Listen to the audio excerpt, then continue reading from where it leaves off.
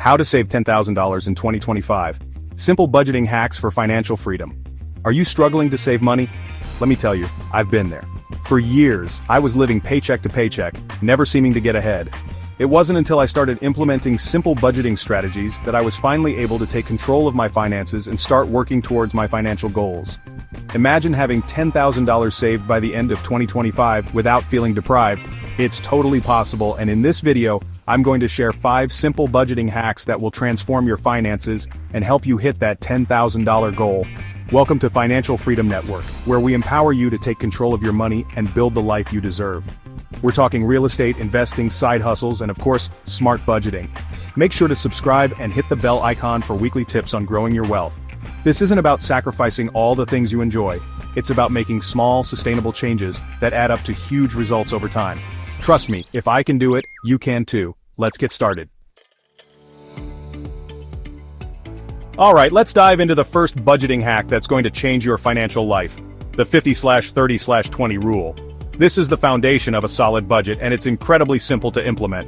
Here's how it works. You're going to divide your after-tax income into 3 categories: needs, wants, and savings or debt repayment. Needs should make up 50% of your income, wants get 30%, and savings or debt repayment get the remaining 20%. Now let's break down each category. Needs are your essential expenses, the things you absolutely need to survive. This includes things like rent or mortgage payments, utilities, groceries, transportation, and any debt payments you have. Wants are the fun stuff, the things you enjoy but don't necessarily need to survive. This includes things like eating out, entertainment, travel, hobbies, and those new shoes you've had your eye on. And finally, savings or debt repayment is pretty self-explanatory. This is where you're going to put 20% of your income towards building your savings or paying down any high-interest debt you may have. Let's say you earn $5,000 a month after taxes. Using the 50/30/20 rule, you'd allocate $2,500 to needs, $1,500 to wants, and $1,000 to savings or debt repayment. That's $1,000 towards your financial goals each and every month. The beauty of the 50/30/20 rule is that it's flexible and can be adjusted based on your individual circumstances and financial goals. If you're laser-focused on paying off debt, you might want to allocate more than 20% to debt repayment and reduce your wants category. Or if you have a lower income, you might need to adjust the percentages slightly to make it work for you. The key is to find a balance that feels sustainable and allows you to make progress towards your goals. Let's face it, saving money can be tough. It's easy to tell yourself you'll save what's left at the end of the month, but more often than not, there's nothing left. That's where automation comes in. Automating your savings is like setting your finances on autopilot. It takes the emotion and temptation out of the equation and ensures that you're consistently working towards your goals. Here's how it works. You're going to set up a recurring automatic transfer from your checking account to your savings account. This transfer should happen on or shortly after your payday, so the money is automatically deducted before you have a chance to spend it. Think of it like paying yourself first. Before you even consider your other expenses, you're prioritizing your financial future by automatically setting aside a portion of your income. This way, you're less likely to miss the money, and you'll be amazed at how quickly your savings will grow. Speaking of growing your savings, it's crucial to make sure your money is working as hard for you as possible. And that's where high-yield savings accounts come in. Unlike traditional savings accounts that offer paltry interest rates, high-yield savings accounts offer significantly higher returns on your money. Some of my favorite high-yield savings accounts include Ally Bank, Marcus by Goldman Sachs, and Discover.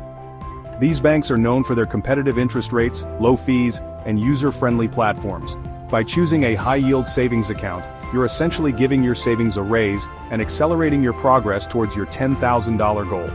Automating your savings and utilizing high-yield savings accounts are 2 of the simplest yet most effective ways to grow your wealth over time. Chapter 3. Cut the cord on wasted subscriptions. Your wallet will thank you. Okay, let's talk subscriptions. We live in a world of subscription services, streaming platforms, music apps, meal kits, you name it.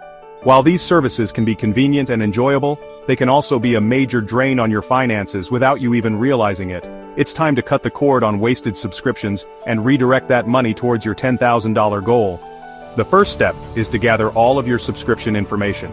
Go through your bank statements, credit card statements, and even your email inbox to identify all of the recurring subscriptions you're currently paying for. You might be surprised at what you find. Once you have a list of all your subscriptions, it's time to be ruthless. Ask yourself these questions. Am I actually using this service regularly? If I wasn't already subscribed, would I pay for this again today? If the answer is no, it's time to cancel. Think about it. That $15 monthly streaming service you rarely use adds up to $180 a year. That's $180 you could be putting towards your savings goal. And here's a pro tip. Consider rotating your subscriptions instead of subscribing to multiple services at once. For example, instead of paying for Netflix, Hulu, and Disney Plus all at the same time, choose one streaming service to subscribe to for a few months, then switch to another one.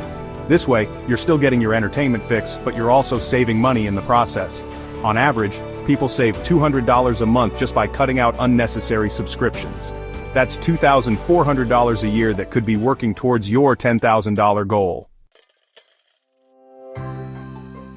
Chapter 4, the $5 Challenge, turn small change into big savings.